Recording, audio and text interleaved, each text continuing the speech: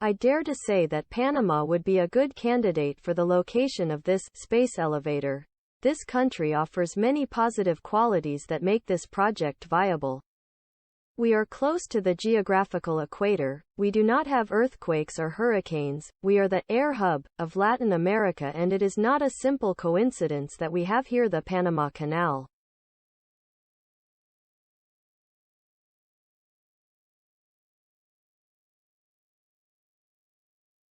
Let's assume again that we have the tether already deployed from GEO to the surface of the Earth as explained in the videos that I will leave in the description in case you have not seen them yet. Important note, as usual, I always try to design climbers that use both types of tethers, cable tether and ribbon type tether.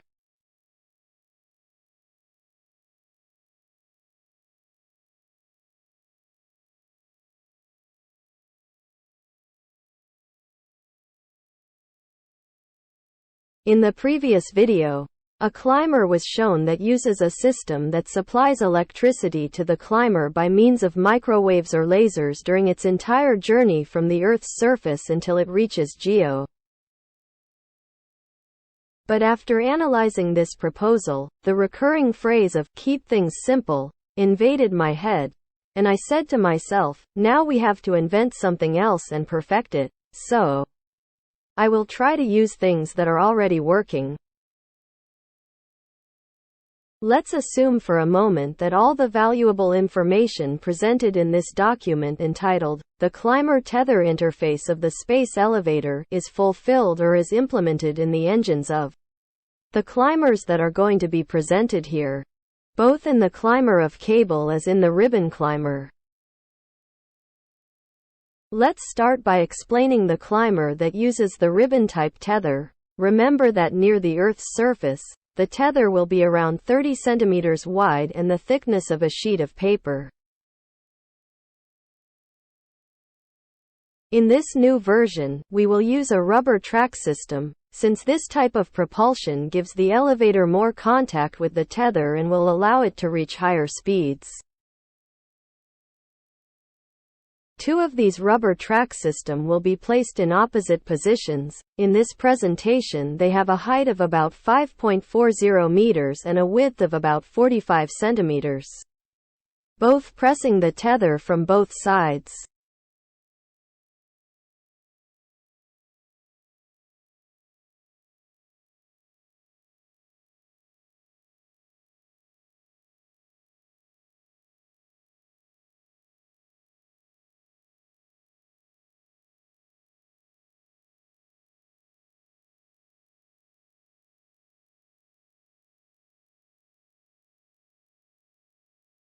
Important note, I suggest that the ribbon tether in the center have a square-shaped protruding guide, incorporated, that wraps or fits perfectly with the rubber track system. This protruding guide would force the climber to stay aligned with the ribbon tether.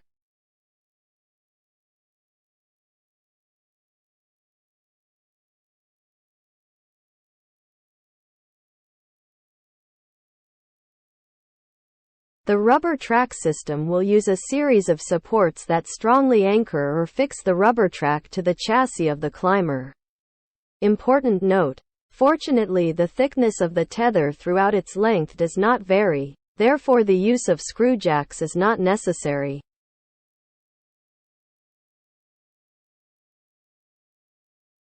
The rubber track system will be powered by a huge electric motor, and from the electric motor will come out a metal belt that will rotate the sprocket of the rubber track system at high speed. Important note, all materials used must be extremely strong and lightweight and withstand the environment of the space.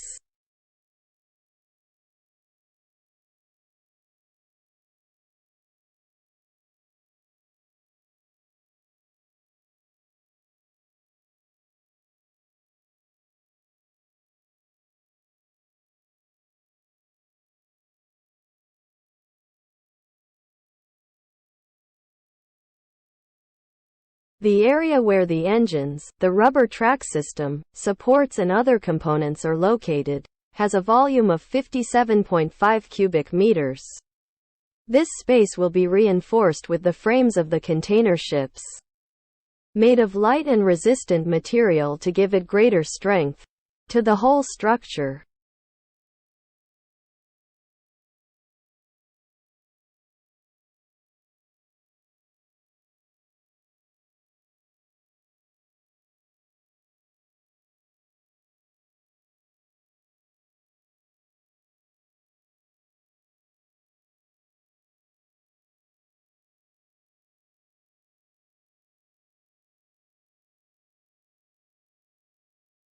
This area is covered by a light and resistant canvas that will reflect the sun's rays and protect the vital components of the engine area.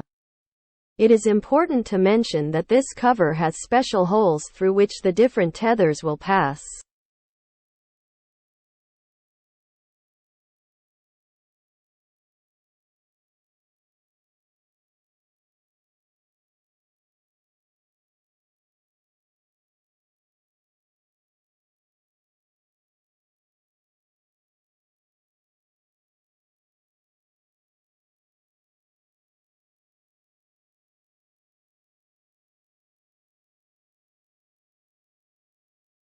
This climber will use two huge batteries, which are the same size as the merchandise containers.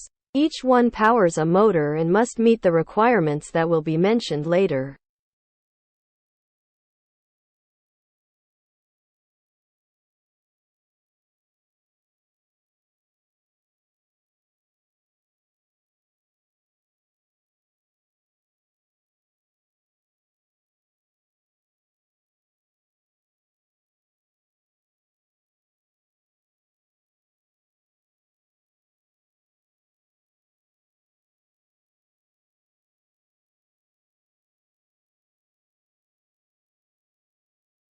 And lastly, two transport containers, which, as previously mentioned, have the same dimensions as the batteries, that is, 41 cubic meters. Important note: both the batteries and the containers will be covered with the reflective canvas to protect both from temperature changes in the space.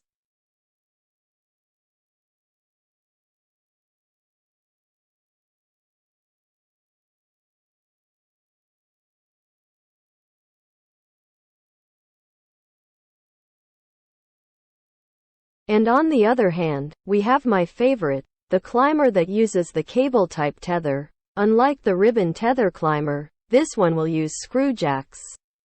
Because the thickness of the tether increases as the climber ascends until it reaches geo, from around 10 centimeters in diameter to about 30 centimeters.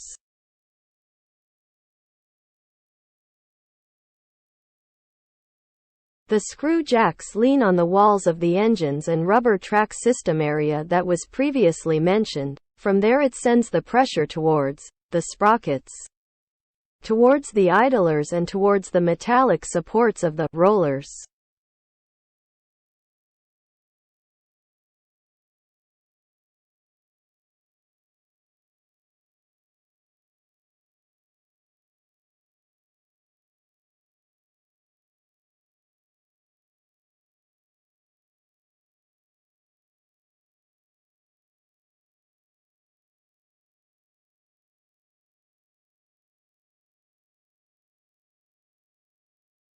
And all the screw jacks once placed will look as follows.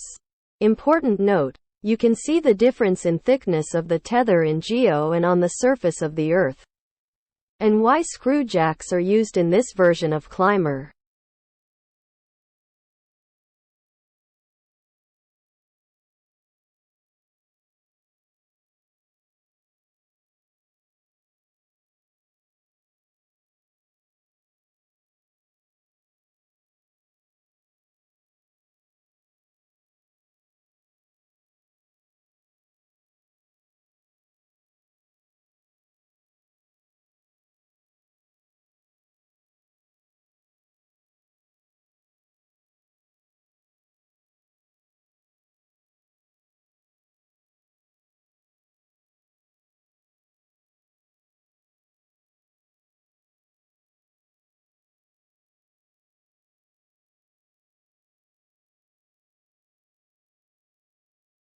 The guide screw jacks, as the name indicates, only serve to guide and keep the climber aligned, with respect to the tether both going and coming back.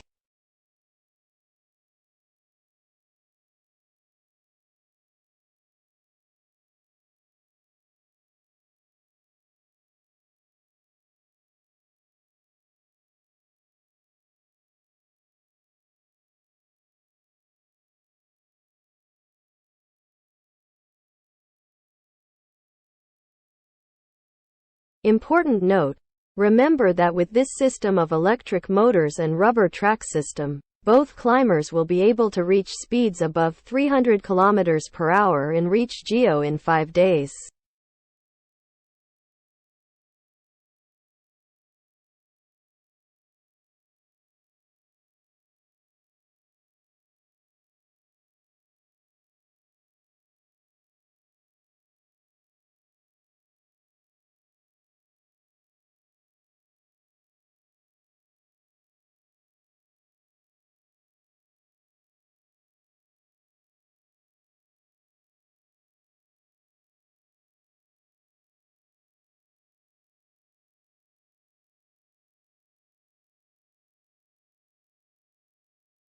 And like its twin, the cable tether climber, it uses the same thermal insulation system that covers and protects the entire area of motors and rubber track system.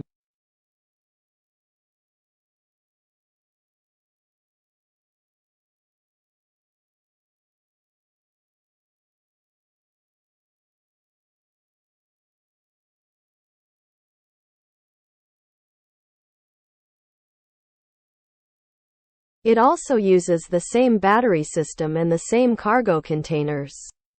Important note: both climbers have special stops that do not allow the battery or the containers to touch the tether or components in the motor area.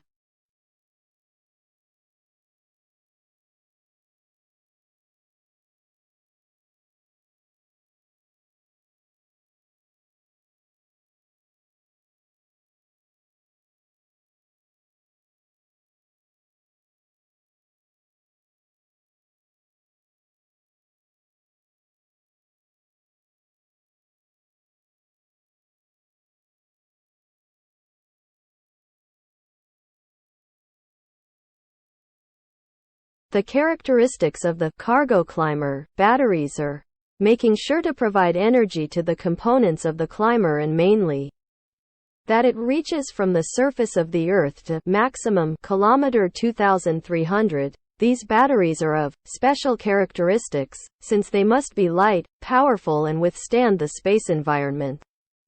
Important note: in this video we will use as an example of Earth anchoring, my favorite structure, the F-type nuclear silo structure. The cable-type tether will also be used. Although remember that all the climbers mentioned in this video can use both tethers.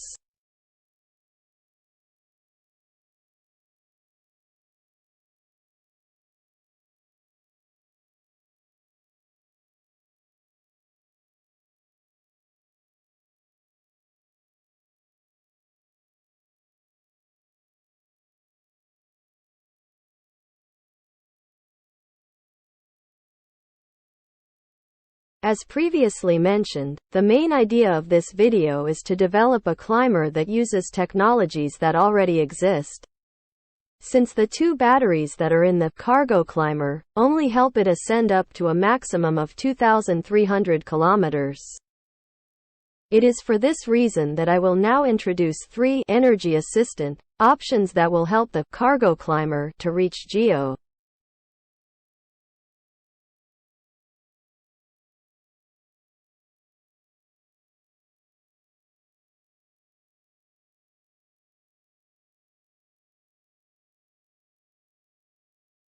We will start with the solar climber. As its name indicates, this climber has huge solar panels, which will always face the sun. Thanks to the fact that they are strongly attached to a rotating motor that synchronizes the Earth's rotation with the position of the sun.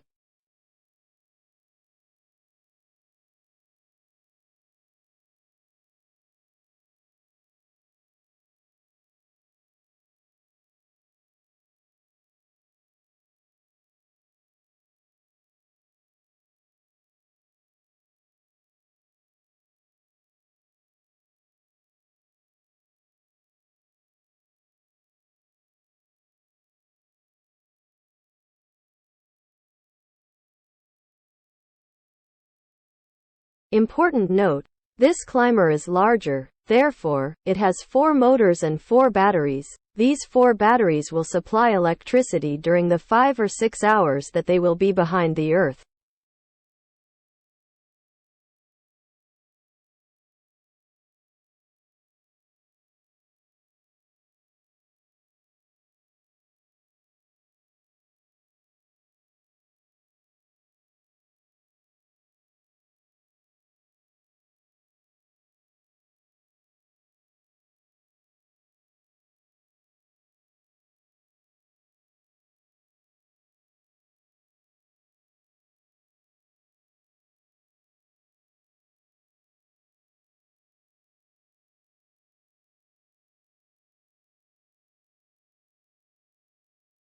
Below we will explain how it works. Due to its fragility, this climber will never reach below kilometer 1800, and as previously mentioned, its panels will always face the sun thanks to its rotating motors that are synchronized with the Earth's rotation.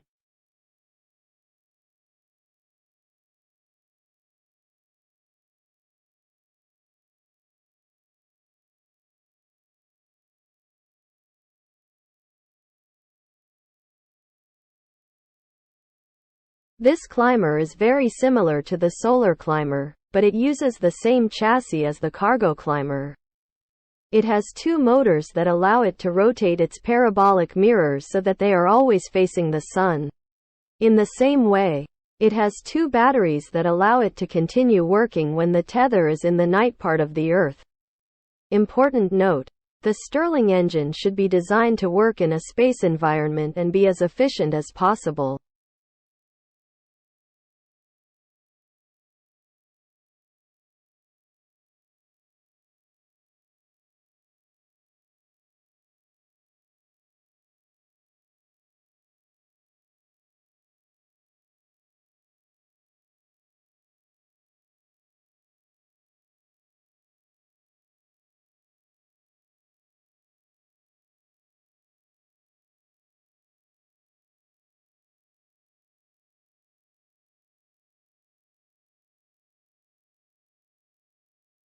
And finally, my favorite, the nuclear climber. The solar climber and the nuclear climber share the same chassis because they are bigger than the chassis of the cargo climber and Stirling climber. And as its name suggests, this climber will carry a nuclear micropile, or nuclear microreactor, that will power the cargo climber all the way from 2,300 kilometers to Geo and back, for at least 10 years.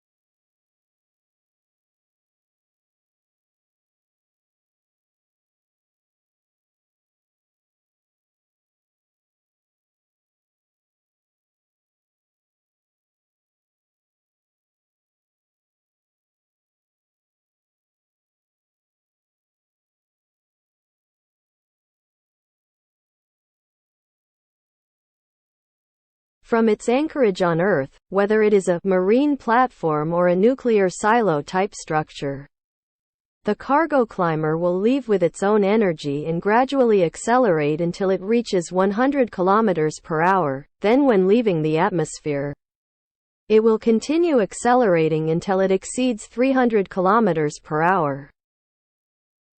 At kilometer 2000, they will be expecting any of the 3 versions of cargo climber energy assistance that we previously explained.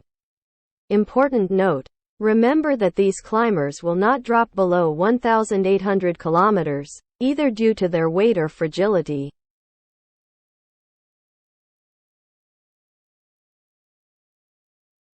From its position, the climber that will supply energy will be sending signals to the cargo climber to inform it that it must slow down to be able to join it.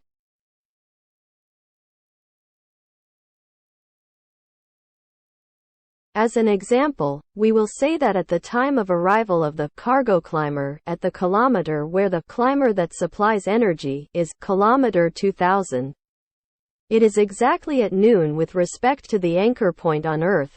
Therefore, the solar panels will be pointing right up to keep the 4 batteries charged.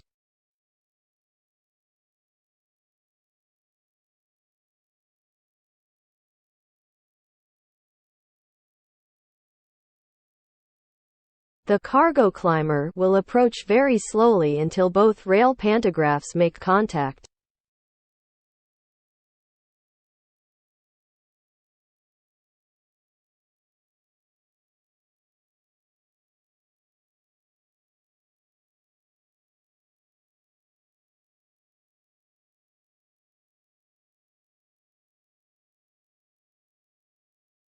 Once both climbers are connected, the solar climber, due to its fragility, will rotate its panels so that they are parallel to the tether.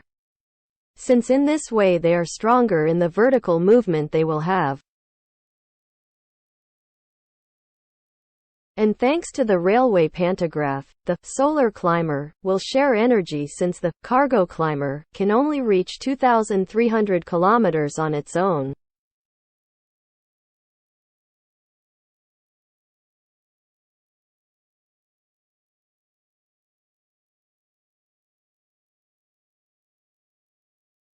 After this, both climbers will accelerate very slowly until they exceed 300 km per hour. In this video we will say that it will take 60 minutes to reach that speed.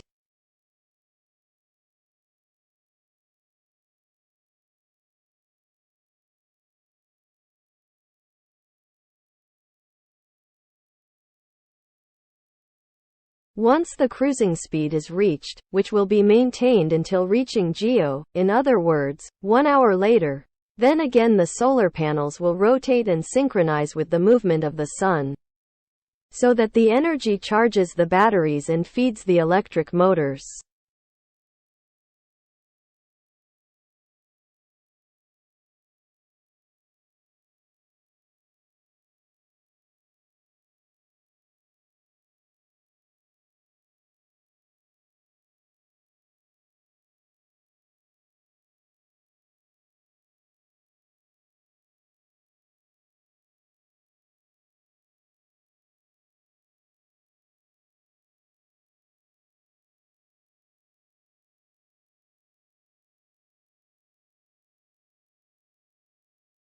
The same will happen when the climbers return from geo to Earth. In this new example we will say that it is dawning at the time of its return. As the axis of rotation of the solar panels is always aligned with the rotation of the Earth, that is, of east to west, the panels will be located as shown below.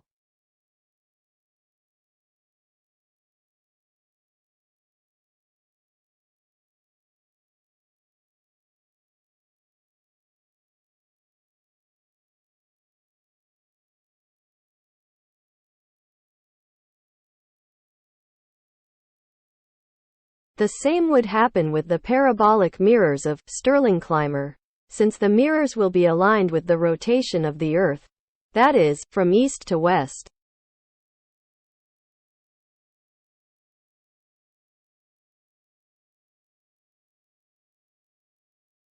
Important note: the mirrors have some adjustment that allows them to align the focal point right to the Stirling engine, just like they do here on Earth.